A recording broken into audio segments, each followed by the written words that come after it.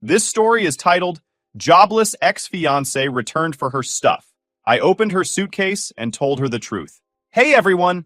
We're so close to hitting 25,000 subscribers. Let's make it happen together before the new year. Hit that subscribe button and be part of this amazing journey with me. Let's do this. Now let's start the video. OP starts by saying, I'm 34, and about a month ago, my fiancé, who's 33, ended our 9-year relationship. 9 years, just gone. She didn't do it with a fight or even a big conversation. No, she sat me down one evening and said, I don't love you anymore. That was it.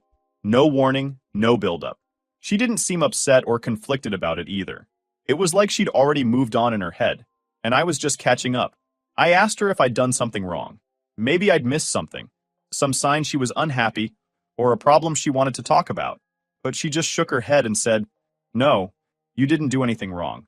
I've just fallen out of love. I don't think I've ever felt more blindsided in my life. It's not like I thought we had the perfect relationship, but we were solid, or so I thought. I loved her, and I genuinely believed we were building a life together. I supported her in everything, even when she decided she didn't want to work anymore. For 7 years, I was happy to take care of her, because I loved her and thought we were a team. But apparently, she didn't see it that way. I sat there in shock, trying to process what she'd just said.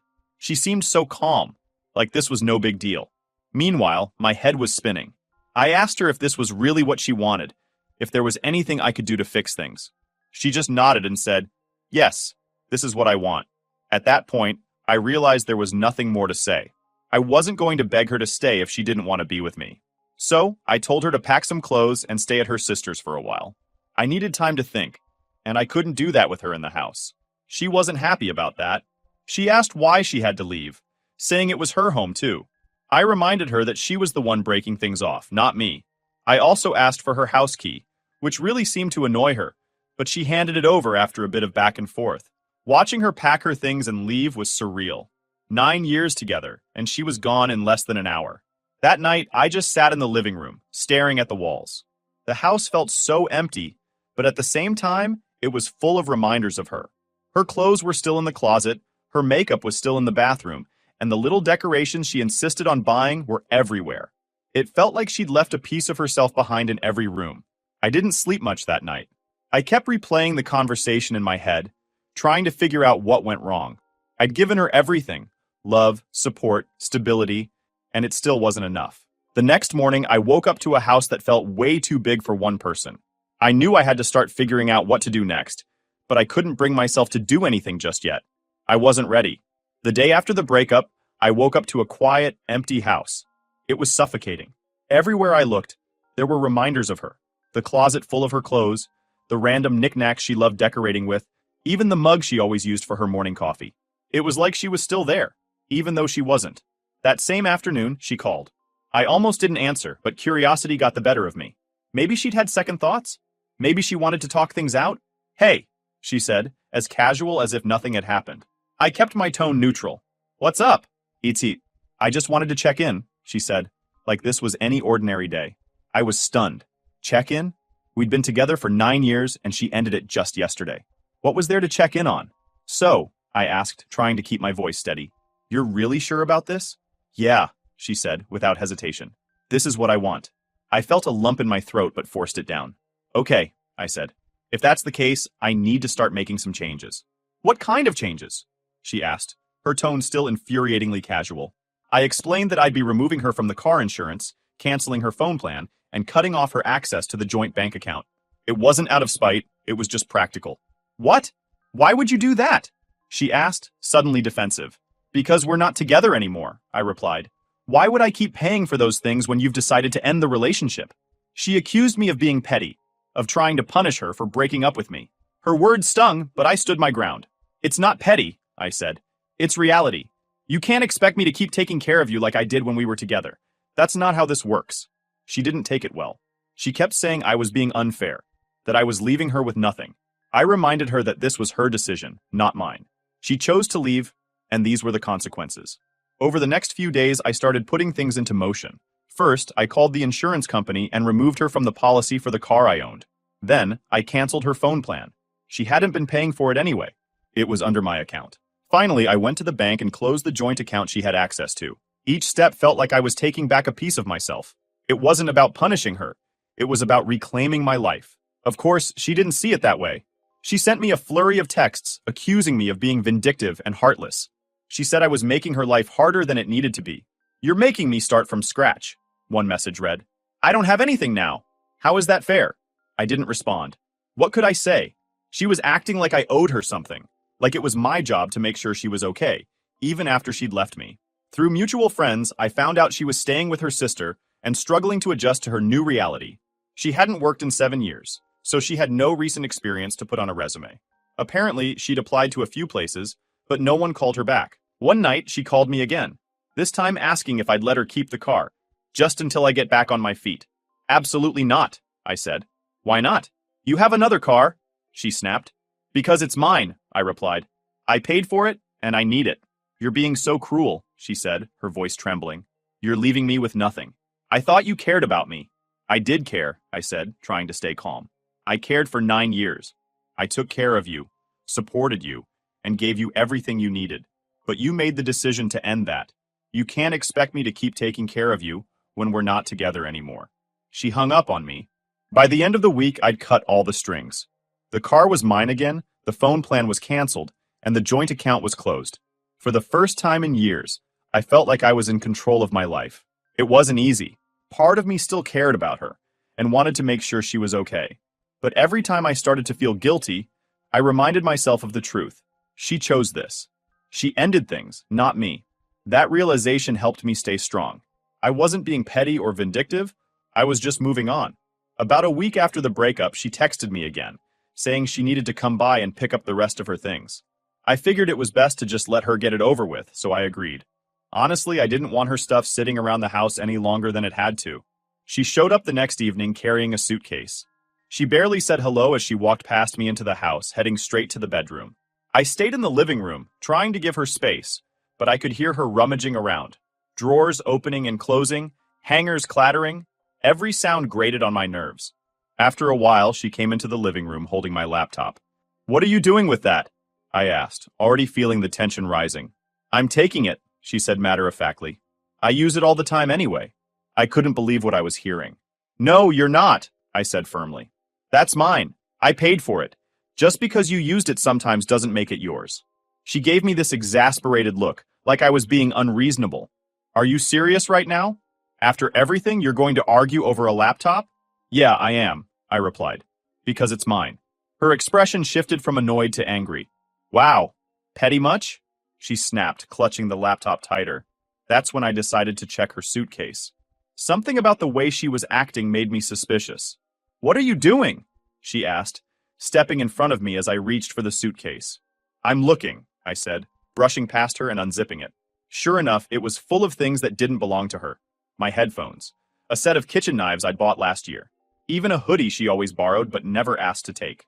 I started pulling the items out one by one. "Care to explain this?" I asked, holding up the headphones. She crossed her arms and glared at me. "I use those all the time. You never even noticed." "That doesn't make them yours," I shot back. "Just because you use something doesn't mean you get to take it when you leave." She started yelling, accusing me of being cruel and petty, of trying to make her life harder. "It's just a few things. You don't even need them." "That's not the point," I said, trying to stay calm. "The point is, they're not yours to take." At that point, I'd had enough. "You can take your clothes, your makeup, and your personal stuff, but everything else in this house? It's mine. You didn't work for it, and you don't get to just walk away with whatever you want." Her face crumpled and she started crying. "I can't believe how heartless you're being," she sobbed. I stood firm. "I'm not being heartless. I'm just not letting you take things that don't belong to you." She kept crying, saying I was punishing her, that I was trying to make her miserable. But I didn't back down. Finally, I told her, "You've got everything you came for. It's time for you to leave." That night, she sent me a long, rambling text. It was full of the same accusations. I was being unfair. I was making her life impossible. I was punishing her for breaking up with me. I didn't bother responding. At this point, it felt like no matter what I said, she would twist it into something else to paint herself as the victim. Over the next few days, I started going through the house and packing up the rest of her stuff. There wasn't much left. Just a few odds and ends she hadn't bothered to take. I put everything into a box and left it in the corner of the garage. I considered texting her to come pick it up, but honestly, I didn't want to deal with her anymore. If she wanted it, she could ask for it. I wasn't going to chase her down to return her things. Mutual friends started reaching out, saying she'd been complaining about me to anyone who would listen. According to her, I was this bitter, vindictive ex who was doing everything in my power to make her life miserable. It was frustrating, but I didn't let it bother me too much. People could believe whatever they wanted. I knew the truth, and that was enough for me. By the end of the week, I felt like I'd finally taken back control of my space. The house was mine again, free of her stuff and her presence. It still felt a little empty, but for the first time, I felt like I could start moving on. A few days after the fight over her suitcase, I thought things might finally quiet down. I had packed the rest of her stuff into a box and was ready to move forward. But of course, she wasn't done. She called me late one evening, and against my better judgment, I picked up. I figured maybe she wanted to arrange to pick up the box or apologize for the argument. Instead, she sounded desperate, almost panicked. "I need help," she said, her voice shaky. I stayed silent for a moment, unsure of what to say. "What kind of help?" I asked cautiously. "I can't find a job," she said, her voice breaking. "It's been so long, and no one's calling me back. I've tried, but it's like, I don't even know where to start." I sighed, leaning back in my chair. "I'm sorry to hear that, but I don't know what you want me to do about it." Her tone shifted, becoming sharper. "You could help me, for starters. I gave up my career for you. The least you could do is help me get back on my feet." That line hit a nerve. "You didn't give up your career for me," I said, keeping my voice steady. "You chose to stop working because you didn't want to anymore. I supported you because I loved you, but don't act like I forced you to quit." She started crying then, telling me how hard everything was, and how much she was struggling. She said her sister was getting tired of her being there, and was pressuring her to find a job. "I have nothing right now," she said through sobs. "I'm sleeping on a couch, I have no money, and I don't even know how to pay for groceries. How is that fair?" I paused, choosing my words carefully. "I'm sorry you're in this situation, but this isn't on me. You ended the relationship, and with that, you ended the financial support that came with it. I can't keep taking care of you when we're not together." Her tone turned angry. "Wow, so that's it? 9 years together, and you're just going to leave me to suffer?" "You made this choice," I said firmly. "Not me." She hung up without another word. Over the next week, the texts started pouring in again. At first, they were emotional, filled with regret and apologies. She said she missed me, that she had made a mistake, that she was struggling to adjust to life without me. But when I didn't respond, her tone shifted. The messages became bitter, accusatory. She called me heartless, selfish, and even cruel. She said I was punishing her for the breakup and ruining her life. It was hard to read, but I forced myself to stay firm. I knew if I caved now, it would never stop. Through mutual friends, I started hearing more about how she was doing. Apparently, her sister had given her an ultimatum: find a job within a month or move out. She was applying everywhere she could think of, but no one was calling her back. After 7 years out of the workforce, she didn't have much to put on her resume. A friend told me she had broken down at a group hangout, crying about how she'd ruined her life and wished she could go back to how things were before. I didn't feel bad for her, though. She had everything: stability, love, and a comfortable life, and she threw it away. One evening, I was at home when the doorbell rang. I wasn't expecting anyone, so I hesitated before opening it. When I did, there she was, standing on my porch. She looked terrible. Her hair was a mess, her eyes were red and puffy, and she was wearing clothes that looked like they hadn't been washed in days. "What are you doing here?" I asked, my tone flat. "I need to talk to you," she said, her voice trembling. I stepped aside and let her in, more out of curiosity than anything else. She sat down on the couch, her hands shaking as she tried to compose herself. "I can't do this anymore," she said, her voice breaking. "I've tried, but I can't. I can't find a job. I can't afford to live like this. I don't know what to do." I waited, giving her a chance to continue. "I made a mistake," she said, tears streaming down her face. "I thought I could handle this on my own, but I can't. I miss you. I miss us. I still love you." Her words hung in the air, but instead of feeling sympathy or longing, I just felt numb. "You don't love me," I said finally. "You loved the life I gave you. That's not the same thing." She shook her head, insisting that she meant it, that she wanted to fix things and come back. "I can't help you," I said, standing up. "You made your choice, and now you have to live with it." She begged me to reconsider, saying she'd do whatever it took to make things right. But I wasn't interested. I had given her everything for 9 years, and it still wasn't enough. I wasn't going to give her a second chance to take advantage of me. It's time for you to leave, I said, opening the door. She hesitated for a moment, her eyes pleading, but when she saw I wasn't changing my mind, she got up and walked out. As the door closed behind her, I felt a wave of relief. For the first time since the breakup, I felt like I had truly closed the door, both literally and figuratively, on that chapter of my life. After that final confrontation, I knew it was over for good. She had begged, cried, and made every excuse in the book, but none of it changed what I knew deep down. She didn't miss me. She missed the life I gave her. For the first time in a long time, I felt free. No more guilt. No more second-guessing myself. I wasn't responsible for her anymore, and it felt like a weight had been lifted off my shoulders. A few days later, I got a text from a mutual friend. Apparently, her sister had finally kicked her out. She'd missed her deadline to find a job and had been refusing to contribute financially, so her sister gave her no choice but to leave. I wasn't sure where she went after that, and honestly, I didn't want to know. I heard she had managed to find a part-time job at a local cafe. It wasn't much, but it was enough to keep her afloat. Barely. She was staying in a tiny apartment, scraping by with what little she had. Mutual friends told me she was miserable, constantly complaining about how hard life was and how unfair everything had been. But here's the thing. I didn't feel bad for her. She made her choices. She decided to leave me, and she had to live with the consequences. Around that same time, I started seeing someone new. Her name's Natalie, and she's everything my ex wasn't. We met through a mutual friend, and at first, I wasn't sure if I was ready to date again. But Natalie changed that. She's smart, independent, and hardworking. She has a great career as a project manager and her own place. She doesn't need me to take care of her. She's perfectly capable of standing on her own 2 feet. Being with her felt refreshing. For the first time in years, I was in a relationship where both people contributed equally. When I told her about my breakup, she was shocked at how much I'd done for my ex and how little I'd gotten in return. You deserve better than that, she said. And for the first time, I actually believed it. One evening, while Natalie and I were having dinner, I got a notification on my phone. It was a message from my ex. She'd found a way to contact me through a new number. The message was long, emotional, and filled with regret. She said she couldn't find stable work, that she was barely making ends meet, and that she'd made a mistake leaving me. She ended the message by asking if I would consider letting her move back in, just until I get back on my feet.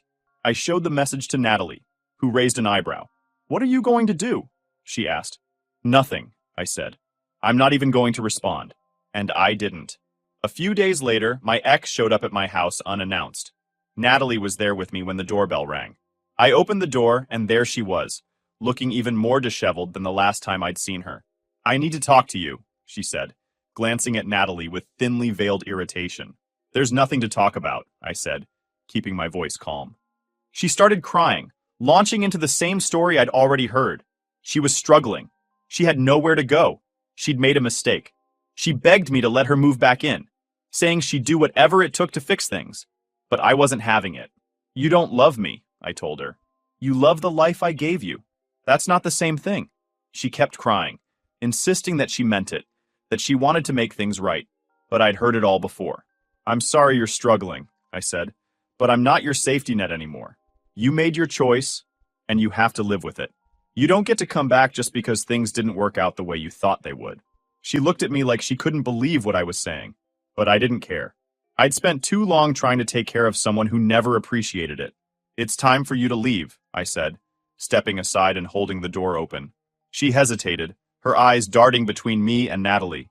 Then, without another word, she turned and walked away. After the door closed, Natalie looked at me and smiled. "I'm proud of you," she said. And you know what? I was proud of myself too. For the first time in years, I was finally putting myself first. Now I'm focusing on my future with Natalie. She's been an incredible source of support, and she's helped me see my worth in a way I hadn't before. I'm happier now than I've been in years, and I'm excited about what's ahead. As for my ex, I don't know what happened to her after that night, and I don't care. She made her choices, and I made mine. And for the first time, I feel like I'm exactly where I'm supposed to be. Final update.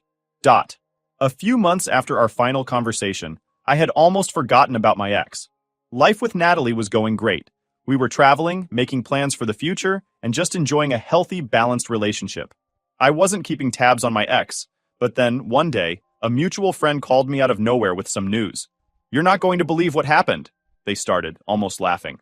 Apparently, my ex had started dating someone new shortly after we broke up. This guy, let's call him Ethan, was flashy. Designer clothes, expensive cars, and constant Instagram posts of him living it up at fancy restaurants and resorts. She must have thought she hit the jackpot. Another guy who could give her the kind of life I had provided, maybe even better. Except Ethan wasn't who he claimed to be. At first, everything seemed perfect. He was showering her with gifts, taking her to high-end parties, and introducing her to what she probably thought was an elite circle of friends. She was living in what she called a dream. But here's the catch. Ethan was broke. The cars, leased, the parties, paid for on credit, the friends, a sketchy group of wannabe influencers and hustlers. Turns out, Ethan was running on borrowed time and borrowed money, and my ex had no clue.